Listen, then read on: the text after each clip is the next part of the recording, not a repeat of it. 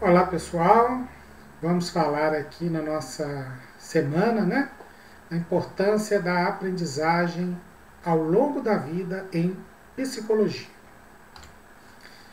Eu vou começar com duas falas que eu acho extremamente importantes, né, para o nosso assunto de hoje.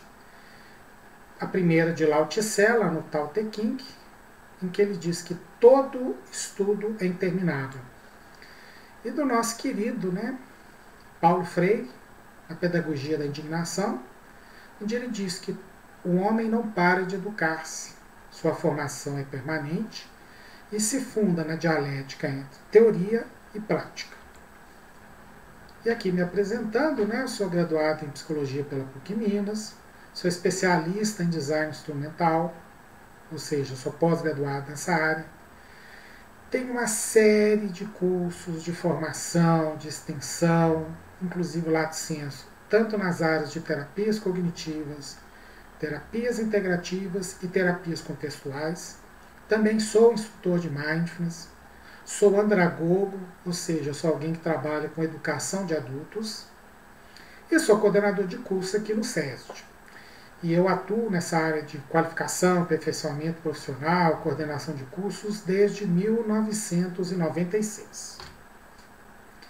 Eu vou começar aqui com uma errata. Porque quando nós pensamos na nossa semana, eu dei o título para essa aula, a princípio, está aí no programa que vocês viram, né, e acessaram aí para poder se inscrever, que a aula de hoje seria sobre a importância da educação continuada. Só que eu fui estudando um pouquinho mais a respeito, me preparando um pouco para falar a respeito do assunto aqui, né, neste vídeo, e eu me deparei com os termos educação continuada, educação permanente, educação ao longo da vida e aprendizagem ao longo da vida. Para mim, me pareceu muito mais lógico em falar para o psicólogo em aprendizagem ao longo da vida. Mas antes eu vou falar dos outros três para a gente, chegando em aprendizagem ao longo da vida, poder fazer sentido aí para vocês. Pelo menos eu espero conseguir fazer isso. Educação continuada. Definição.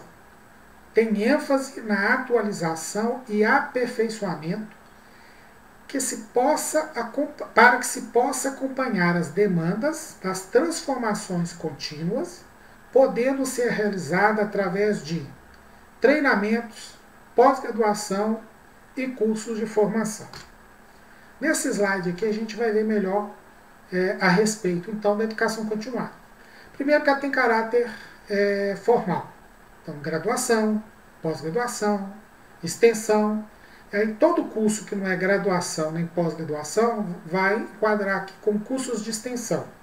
Cursos de formação, por exemplo, treinamento, são cursos que têm um caráter formal. Por quê? Tem um título estabelecido, tem um currículo pronto, é aquilo que vai ser dado, foi pensado antes, tá?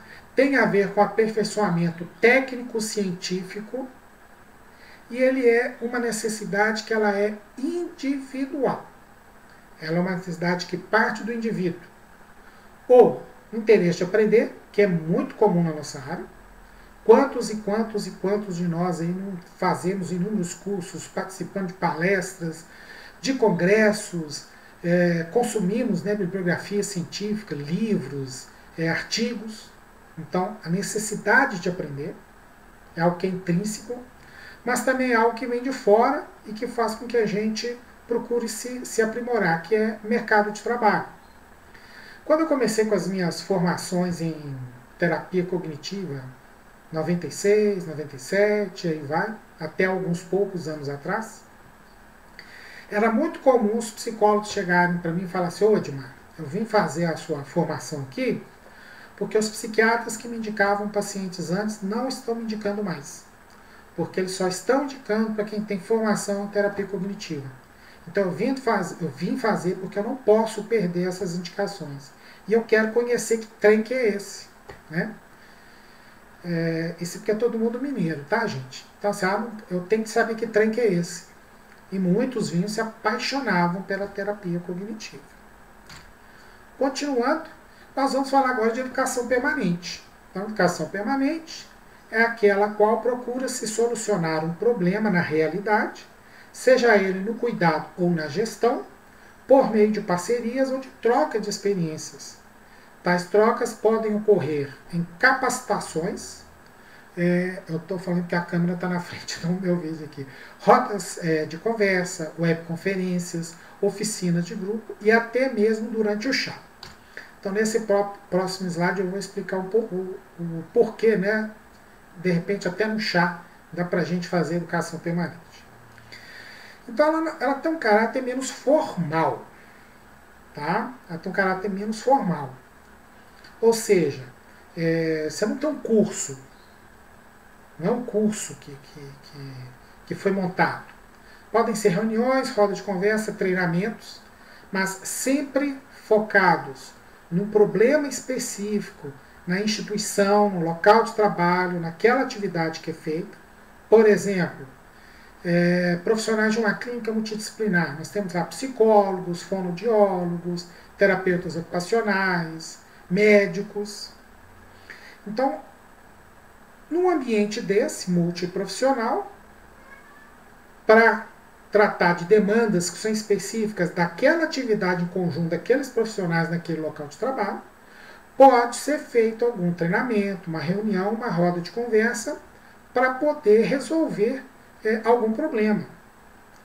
Por isso que fala lá, né, naquela definição, até na hora do chá. Então, na hora do cafezinho, na hora de tomar um chá, os profissionais ali de maneira informal, ou seja, não tem um currículo estabelecido ali, eles podem conversar a respeito de uma demanda, de uma questão que envolve, né, a dinâmica do trabalho, que interfere na atividade dos profissionais, e ali a troca de saberes, ou através da troca de saberes, eles podem, eu virei aqui porque eu tenho 4 gatos, tá, gente? 4. Então, se algum pular, fizer alguma bagunça aqui, vocês não reparem, a Bela agora está aqui, ó, do meu lado aqui, unhando a porta, porque eles não podem ver porta fechada, eles querem abrir, ficar lá unhando a porta.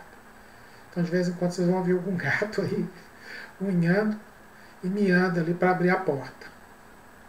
Então, através dessa conversa informal, esses profissionais, trocando saberes, trocando impressões, podem chegar, né, a uma definição e resolver aquele problema que está afetando, né, a dinâmica do trabalho ali naquele momento. O currículo é aberto, não tem um currículo estabelecido, muitas vezes, para isso. E é algo que é no sentido interdisciplinar, não é algo que é específico de aprimoramento técnico e científico de uma área, porque aí já entra lá na educação continuada. Na educação permanente, ela é interdisciplinar. E aqui nós temos um quadro comparativo, isso eu tirei de um artigo de uma enfermeira que trabalha, né, com a educação permanente em saúde. E engraçado que nessas pesquisas que eu fiz, eu encontrei muita coisa escrita em educação permanente e educação continuada na área de enfermagem, muita coisa de educação permanente na área de educação, também educação continuada muito na área médica, mas poucos artigos, ou praticamente nada, de psicologia. Educação permanente, então, eu não achei. Se alguém tiver uma referência para me dar, eu vou gostar, porque é um assunto que agora eu quero me debruçar no estudo, né, dessas formas, né, vamos dizer assim, de educação. Mas vamos lá. Aqui vai estabelecer a diferença a partir de alguns aspectos, de alguns parâmetros. Público-alvo. Na educação continuada, ele é uniprofissional. Já na educação permanente, é multiprofissional. Então, um profissional sente a necessidade de se aprofundar. Eu estou recebendo muita demanda de profissionais, né, de pessoas, de pacientes com problemas de obesidade, querem emagrecer, ou pessoas que vão passar por uma cirurgia bariátrica, querem fazer uma avaliação, ou querem fazer uma preparação pré e depois continuar o atendimento pós-cirúrgico, porque sabem da necessidade do psicólogo para isso. E aí eu quero fazer uma formação, quero fazer uma pós-graduação. Existem várias, mas se vocês aceitarem a minha sugestão, vocês podem vir aqui no SESD, no Unisege, vocês vão ver a formação e a pós-graduação em TCC aplicado à obesidade e emagrecimento, curso de pós-graduação de 360 horas ou o curso de formação em clínica da obesidade e do emagrecimento. Tá? Um confere o título de pós-graduação na ciência e o outro é um curso de formação. Os professores são os mesmos, a grande maioria das aulas são as mesmas, vai ter alguma diferença ali de um para o outro, mas é muito pontual, é muito pequeno. Então, eu vi a necessidade, né? E eu vi a necessidade de aprender para poder atender melhor aqueles pacientes. Eu quero aprender para poder atender melhor. Ou pode ser por uma demanda de mercado. Uma clínica de endocrinologia ligou para mim, quer fazer uma parceria, quer me encaminhar os pacientes obesos e os candidatos à cirurgia bariátrica, querem encaminhar para mim, mas para isso eu tenho que ter uma pós-graduação, tenho que ter um curso de formação. Então isso aí já é uma demanda de mercado. Tá? E quando eu vou fazer esse curso ele é uniprofissional para sanar a minha necessidade. Já na educação permanente, ele é multiprofissional, porque diz do ambiente de trabalho, diz de uma prática que envolve várias pessoas, não sou só eu, que não envolve só aquele que é o demandante, que é o usuário, que é o cliente, que é o paciente, e o usuário, no caso, o usuário do serviço de saúde, tá certo? E envolve vários profissionais, não só o psicólogo, mas envolve todo mundo daquela comunidade que faz parte ali daquele contexto. Inserção no mercado de trabalho, né? Na educação continuada é uma prática que é autônoma, que é a necessidade do indivíduo, então ele pega, vai lá e faz, ou a prática ela é institucionalizada, como no caso aqui, são de serviços de saúde, clínicas, hospitais, UBS, posto de saúde, escola, e por aí vai. O enfoque na educação continuada são temas de especialidades. Então, tema de especialidade da área do psicólogo. Já na educação permanente, por ser multiprofissional, o contexto é a saúde. Nesse caso aqui, né, o contexto é a saúde. Lembrando que eu tirei isso aqui de um artigo de uma enfermeira que fala de educação permanente em saúde. Tá certo? Como se fosse na área de educação, seria a escola. Como se fosse na área organizacional, seria a empresa. O objetivo principal da educação continuada, atualização técnico-científica, já falamos isso. Já na educação permanente é lidar com saberes, lidar com dinâmica, lidar com problemas que são ali daquele contexto específico. Ok? Periodicidade. Educação continuada ela é esporádica. Na educação permanente ela é contínua. Por que na educação continuada é esporádica? Você vem, matricula aqui com a gente, faz uma pós-graduação, faz uma formação, terminou, acabou. Você pode até fazer a outra logo em seguida, mas isso não é usual. Então você pegou, você se atualizou, aí você vai fazer outras coisas depois da pós, depois da formação, que eu vou estar falando para vocês num dos últimos slides aí. Já na educação permanente, ela é contínua, porque o ambiente de trabalho ele é dinâmico, então as coisas surgem ali e a gente tem, através da educação permanente, a gente procura resolver aquilo ali no cotidiano. Então, por isso que ela é permanente. A metodologia na educação continuada é a pedagogia da transmissão, sendo que o resultado desse processo educativo é a apropriação. Então, tenho lá um currículo pronto num curso de pós-graduação, me matriculo, faço o curso, através do currículo, através do material didático, através do professor. Eu me aproprio do conhecimento técnico-científico, então eu me aproprio. Já na educação permanente, já é o contrário. Eu vou só virar um pouquinho aqui, porque a webcam, eu não estou gravando em notebook, então a webcam está diante exatamente aqui a tela do meu computador e o meu PowerPoint. Então, assim, a pedagogia ela é centrada na resolução de problemas. Então, é aquilo que eu falei, a dinâmica do trabalho, e na própria dinâmica do trabalho, os processos de educação permanente ele acontecem. E qual que é o resultado? O resultado é a mudança.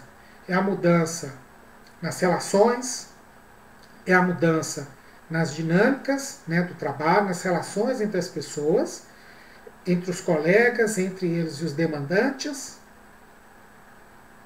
mas é a mudança no sentido do ambiente de trabalho. Tá ok? Então vamos continuar. Aqui, essa mesma profissional, nesse mesmo artigo, ela traz aqui para a gente um mapa conceitual, onde tem lá educação continuada, né? Atualização, aperfeiçoamento, treinamento, cursos, palestras, pós-graduação. Isso é algo que já tem, como eu disse, um currículo já estabelecido, pronto. Aí eu fiquei sabendo, vou lá e me matriculo. Já na educação permanente, nós já vemos ali, trabalha com a realidade, a problematização da realidade. Cuidados e gestão, acontece diariamente, busca caminhos para a solução, né, de problemas, troca de experiência entre as pessoas. E o foco é solucionar problemas, melhorar o atendimento, transformar, né, a prática. Então a gente vê que são duas formas diferenciadas de educação. E eu vou dar um exemplo onde que eu coloco essas duas coisas juntas. É um exemplo da área de enfermagem, que essa mesma profissional traz, que eu acho que é muito interessante para a gente poder entender. O enfermeiro de um determinado serviço de saúde identifica que cresceu a demanda por curativos. Nos hospitais, nas unidades de saúde, quem faz curativo é o enfermeiro. Alguns curativos, quem faz é o técnico de enfermagem. Mas quanto mais complexidade, o enfermeiro faz. Quanto menor a complexidade, o auxiliar pode fazer. Então ele viu que aumentou a demanda e que as técnicas que eles estavam utilizando de curativo, elas estavam desatualizadas. E ele achou interessante ele se atualizar primeiro. Então ele procurou um curso de novas técnicas de curativos, se matriculou e fez o curso. Ou seja, isso é educação continuada. Ele viu uma demanda, ele sentiu a necessidade dele se aprimorar, aí ele foi lá e fez o curso. Isso é educação continuada. Mas aí o que esse profissional fez? Ou essa profissional fez? Reuniu a equipe e falou, gente, está desatualizado, eu fiz um curso e eu vou dar um treinamento para vocês aqui. Então, tem algum paciente para fazer um curativo assim se assar? Tem. Então vamos lá que eu vou fazer e vou treinar todos vocês. Isso já é educação permanente. Ok? Então vamos seguindo. Além dos termos educação permanente e educação continuada, eu achei outros dois. Educação ao longo da vida e aprendizagem ao longo da vida. Educação ao longo da vida, segundo alguns autores, já é uma expressão recente de uma preocupação antiga, que é a aprendizagem ao longo da vida. Então, a aprendizagem ao longo da vida gera algo que lá atrás, com Lao Tse, que lá atrás, com os gregos clássicos, eles já viam isso como necessidade.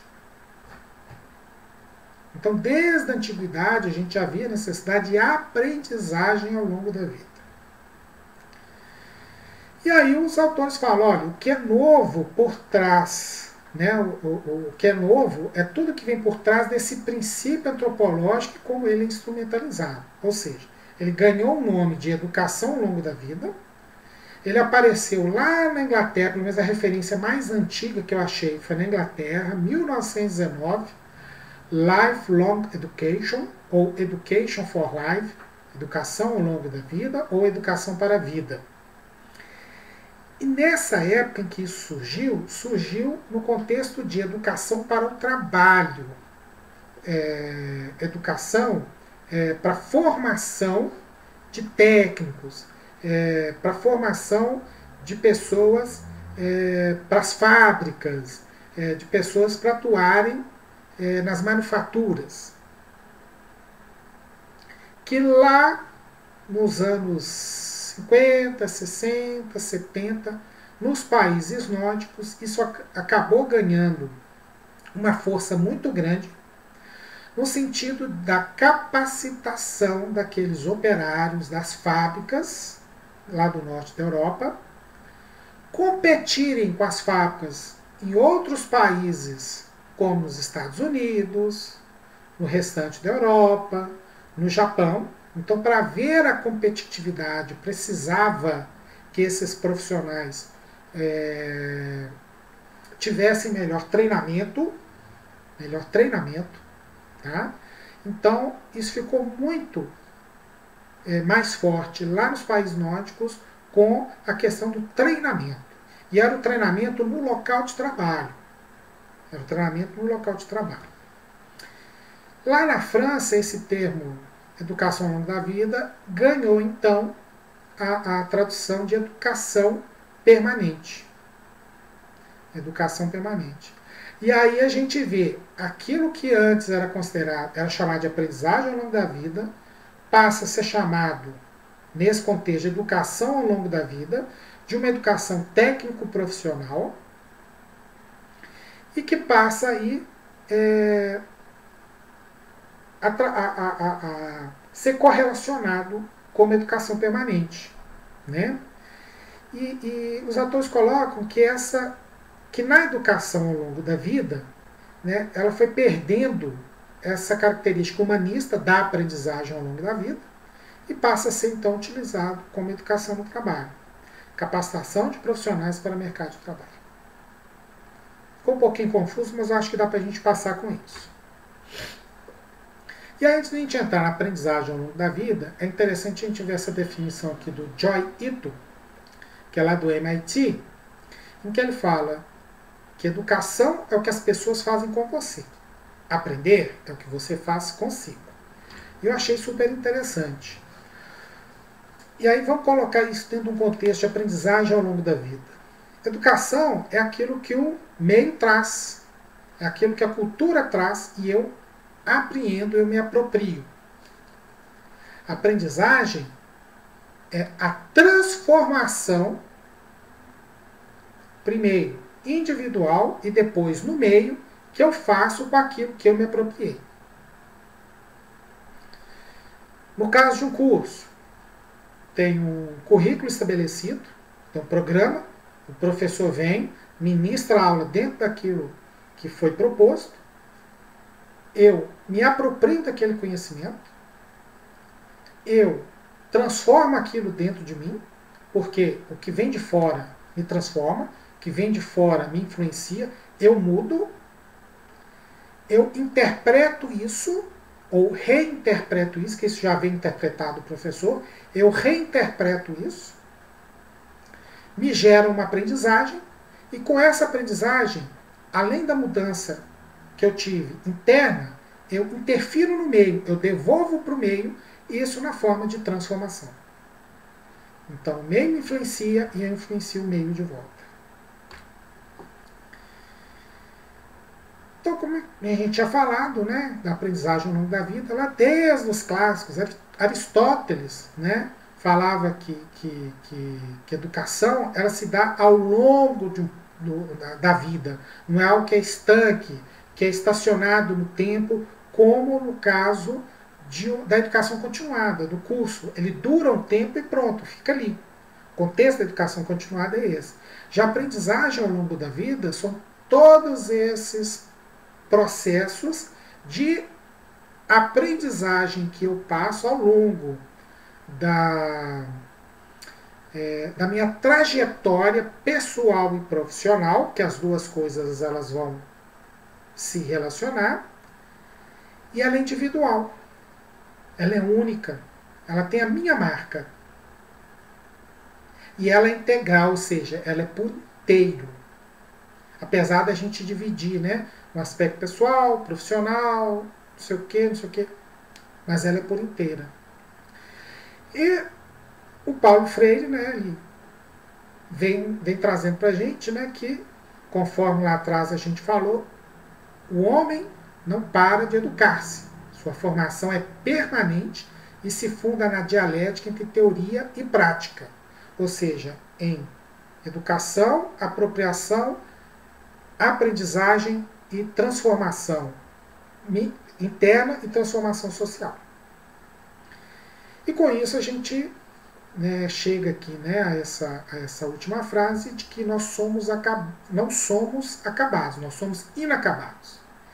Por isso sempre aprendemos como pessoas, como profissionais, como cidadãos, ou seja, em todos os papéis que nós desempenhamos ao longo da nossa vida, existem processos de aprendizagem envolvidos. E essa aprendizagem ao longo da vida, ela é constante, ela se dá enquanto eu estiver vivendo, ela é voluntária, eu não sou obrigado, porque se de alguma forma eu sou obrigado, eu saio um pouco desse contexto de aprendizagem ao longo da vida. Ela é automotivada, sou eu buscando, né?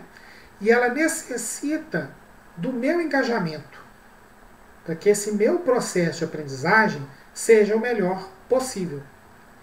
Então, os aprendizes ao longo da vida têm responsabilidade pelo próprio processo de aprendizagem e, vou olhar aqui, entendem que ela não pode ser delegada. Então, eu sou responsável pela minha trilha de aprendizagem, pelo meu percurso, pelo meu caminho.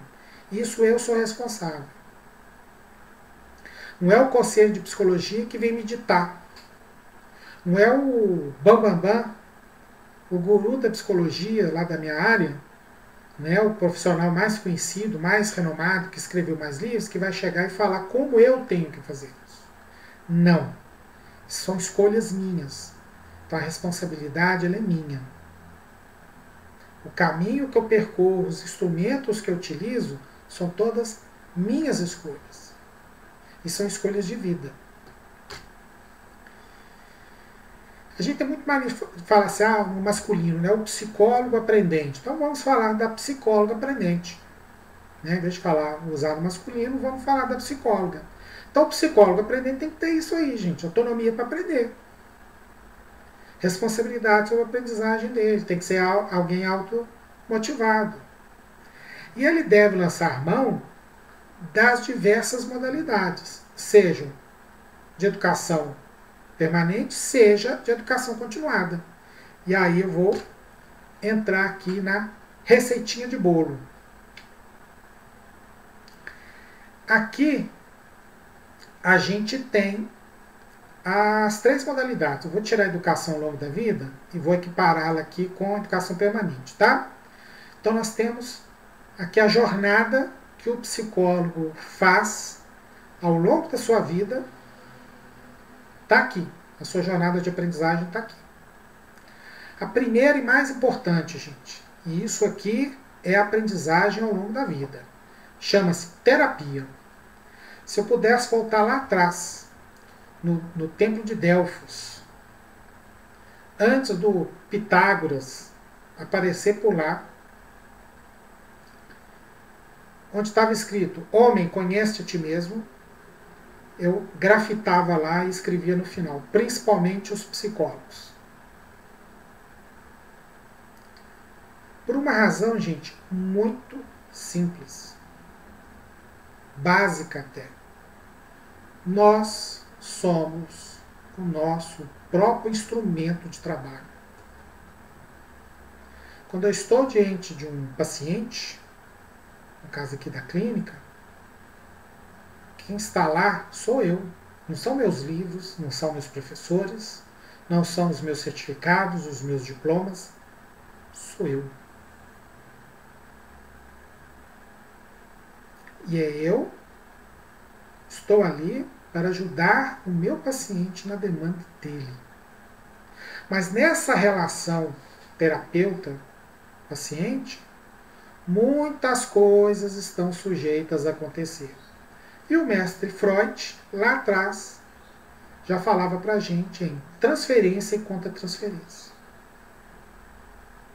E o quanto isso interfere no processo terapêutico.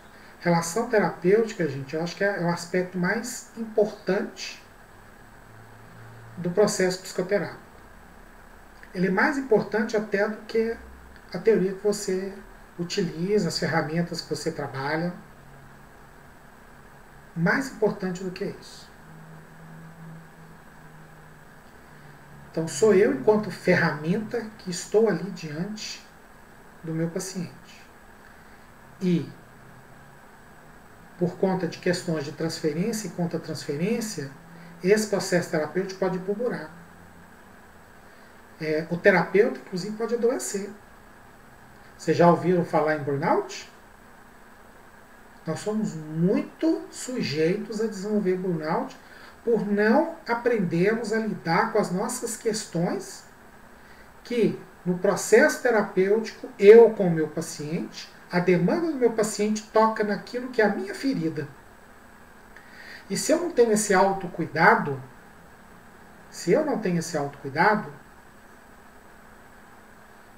de tratar essa minha ferida, isso vai infeccionar. Isso vai contaminar a relação terapêutica. Isso vai me adoecer. E isso não é legal para nenhum dos dois participantes da relação terapêutica. Nem para terapeuta, nem para paciente. Então, se você abandonou sua terapia, dá um jeito de voltar. Se você está fazendo, continua. É extremamente importante. E eu acho que é mais importante até quando você está fazendo uma formação ou uma pós-graduação em uma área nova, diferente daquela abordagem, daquela área que até então você trabalhava. Eu me encontrei há uns anos atrás com um ex-colega de escola. Estudamos ali a antiga 5ª, 8ª série juntos numa escola aqui em Belo Horizonte. E muitos anos depois nós nos encontramos na região da Savassi, que é um centro comercial e ao mesmo tempo um bairro chique de Belo Horizonte, dos metros quadrados mais caros de BH. Encontro com ele, pá de cá, pá de lá, e ele formou em economia e era consultor de empresas. E ele me perguntou, e você? Eu fiz psicologia, eu sou psicólogo. Eu falei, nossa, cara, eu acho o seu trabalho fantástico. Toda empresa que eu chego, eu vou fazer consultoria, a gente vai trabalhar com reestruturação, com mudança, com um monte de coisa na empresa. A primeira coisa que eu peço encarecidamente para o dono, ou para os donos, para os sócios, faça terapia, por favor. Porque ele observou na prática dele que o maior empecilho para a mudança nas organizações eram os donos, eram os sócios. E ele precisava que eles mudassem os paradigmas pessoais para que os paradigmas organizacionais pudessem ser mudados. Olha só como é que isso é interessante. Então fica a dica, ok? Literatura técnico-científica, palestras e congressos. Acho que desde a época de faculdade a gente já consome literatura científica na nossa área, sejam livros, sejam artigos científicos, palestras que nós assistimos, presencial, online. Hoje está uma chuva de palestras, de eventos online aí. Inclusive fui convidado esses dias por uma ex-aluna mileníssima, lá do Maranhão, uma aluna assim, que tem uma história lindíssima. Quando ela não conseguia a passagem de avião num preço razoável, São Luís, BH, São Luís, ou conseguia às vezes só um trecho, ou às vezes não conseguia trecho nenhum de avião, ela vinha de um ônibus. Gente. Sabe o que é passar 3 dias e meio vindo, 3 dias e meio voltando? Quando ela via, ela chegava de madrugada em Belo Horizonte. E quando ela voltava à noite. Ela passava mais tempo no ônibus do que dentro de sala aprendendo. Os nossos cursos eram mensais, módulos sábado o dia inteiro. E hoje está tudo online, hoje está tudo mais facilitado para a gente. né? E ela me convidou agora para a universidade que ela dá aula, para fazer uma palestra, né? Pediu indicações de que outras pessoas aí, mas se os professores que eu indiquei, que são acadêmicos, pessoas com um nome bastante importante na área, se eles não puderem, eu vou fazer. Né? De Belo Horizonte, eu vou falar com os alunos dela lá em São Luís do Maranhão. Então, hoje a gente tem essas facilidades. A internet é terra de ninguém, é perigosa, a gente tem que checar as informações lá, né? Tem muita fake news no meio da psicologia, viu, gente? Não é só no meio da política, não. No meio da psicologia tem muita fake news. A gente tem que checar essas informações, mas tem muita coisa boa. E a gente tem que procurar garimpar isso aí e absorver.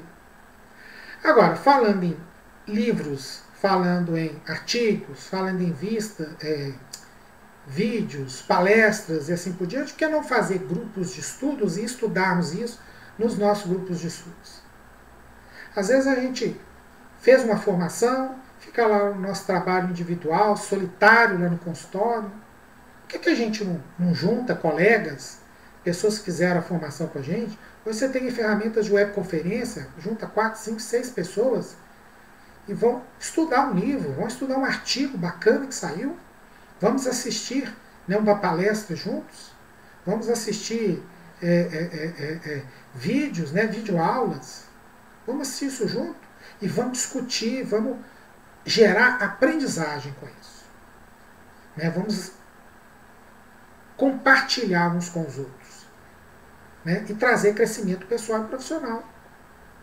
Então, grupos de estudo são interessantes. Tem também a supervisão e a intervisão de casos.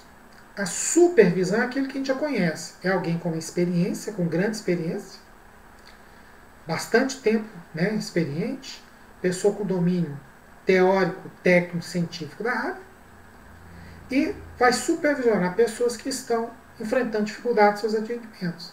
Sejam os profissionais iniciantes, mas sejam também, em algumas situações, que a gente se depara com alguns casos que eles demandam muito mais da gente. E às vezes é interessante a gente procurar um profissional mais experiente, com uma visão até distanciada, né, porque o supervisor ele tem uma direção mais distanciada. E trabalhar com a gente as saídas que a gente tem para poder trabalhar aquele caso que a gente está enfrentando dificuldade. Ou então, intervisão de caso. Intervisão de caso nada mais é do que pessoas que estão mais ou menos no mesmo patamar, se juntam para dividir com os colegas as dificuldades que estão enfrentando no atendimento, e os colegas oferecem novos olhares diferenciados daquela situação que a gente está enxergando como problemática. Gente, é muito bacana os insights que surgem daí.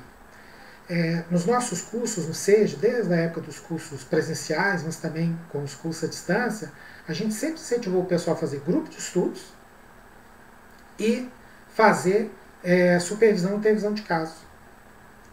É riquíssimo esse processo de aprendizagem. Riquíssimo. Eu lembro de um aluno, era bastante interessante, ele era bancário, não tinha condições, né, na época da formação ainda de abrir um consultório, ele veio abrir um tempo depois, mas ele falou assim, eu não quero ficar distante do curso, eu quero fazer um outro curso seu aqui. Aí eu falei assim, por que ao invés de fazer um outro curso, eu vou adorar você fazer outro curso meu, o dinheiro está entrando no caixa. Mas eu dei uma dica assim de coração, ao invés de você fazer um outro curso, por que você não entra nos grupos de supervisão que o pessoal está fazendo aí? Ou por que você não vem participar do nosso grupo de intervisão? Aí ele viu um grupo de supervisão que o horário era legal para ele ia pagar como as pessoas que iam ser supervisionadas, mas ele ia pagar para assistir às supervisões, contribuir na medida do possível, como se fosse numa intervisão de caso, mas aprender com aquele profissional mais experiente e com os colegas que estavam trazendo as suas dificuldades. Gente, isso é bacana demais. Intervisão de caso, super legal.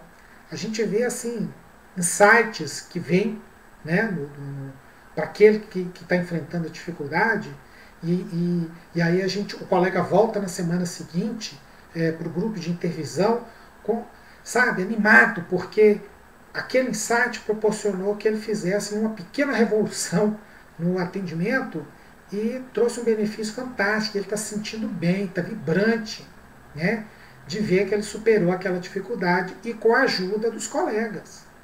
E grupo de intervisão, gente, não tem custo. A gente convida os colegas e vamos estudar todo mundo junto. Ninguém vai pagar para ninguém. Grupo de estudo é a mesma coisa. A não ser que você queira fazer um grupo de estudo mediado por alguém mais experiente e tal. Aí tudo bem, ele tem lá os honorários dele, faz parte. Né? E a gente paga com gosto quando a coisa é boa. Né? E tem também as formações, as pós-graduações. Aqui no SEJA a gente tem um monte aí. Ó. Tem terapia do esquema, tem ACT, né? Terapia da aceitação e compromisso. A gente está entrando aí com formação e pós na área de DBT. Novidade, hein, gente? DBT. TCC aplicado à obesidade ou emagrecimento, pós-graduação e curso de formação. E terão outras aí. Por enquanto, essas aí. Temos a formação em sexologia, né? E outros cursos aí vão entrar. A formação em arte também, né? Tem a pós, a formação. Então, a gente vê aqui que a formação e a pós-graduação, elas entram naquele critério dos cursos de educação continuada. São cursos formais, o programa já está estabelecido, é uma demanda minha, embora outros também vão para lá, mas ela é individual, cheguei lá para fazer aquela pós, para fazer aquela formação. Supervisão, intervisão, os grupos de estudo, a literatura técnico-científica, para mim, né, elas se enquadra mais em educação permanente, uma coisa menos formal. O grupo de estudo não é uma coisa formal, não tem um currículo pronto. Tem lá o livro, os capítulos, mas não tem uma grade daquilo que vai ser feito. Né? E o grupo de estudo ele é dinâmico, a intervisão também, a supervisão. Então, eu acho que eles têm muito mais cara de educação permanente. Já a terapia, gente, é a cereja do bolo. A terapia, por isso que ela está lá em cima, a cereja do bolo. É o ápice da aprendizagem ao longo da vida. Porque tudo isso que a gente está fazendo, né, formação, tudo, até chegar lá em cima, isso tudo junto, misturado, batido no liquidificador, isso aí, tudo junto, é educação, é aprendizagem ao longo da vida. Aprendizagem ao longo da vida. Já da literatura para baixo, a gente vê ali que são coisas que se enquadram dentro das outras modalidades, se a gente for ver isoladamente. Mas a gente vendo todo esse contexto, a gente está vendo um contexto de uma jornada de aprendizagem que o profissional faz ao longo da sua vida, né, escolhendo aí como é que vai ser a sua formação, o que ele vai fazer para complementar, as dificuldades que ele enfrenta no trabalho, dividir com outros e ver o que pode surgir nesse contato, nessa conversa, nessa troca de angústias, né, de necessidades, de demandas, e o que surge disso aí para mim enquanto pessoa e profissional, porque eu, pessoa, eu sou a ferramenta do psicólogo, do eu profissional. Né? Então, tudo isso junto, se você parar e olhar para trás, tudo que você fez na sua vida, parar hoje, você vê isso tudo dentro de um contexto de aprendizagem ao longo da vida. E que isso não para hoje. Isso continua e continua e continua até a gente morrer. Para alguém que é reencarnacionista, budistas, espíritas, eu sou reencarnacionista, a gente continua o aprendizado lá de lá. Mas, enquanto psicólogos, né, graduados em psicologia aqui na Terra, né, no plano físico, o nosso processo encerra aí quando a gente morre. Então, entre esse hoje e esse dia que a gente morre, a gente vai estar constantemente desenvolvendo aprendizagens ao longo dessa nossa vida. Fica aí a nossa bibliografia, tá ok? Esse vídeo, né, essa aula, ela tem mais o caráter de alerta para o cuidado que nós temos que ter conosco, enquanto instrumentos, enquanto ferramentas, da nossa prática profissional.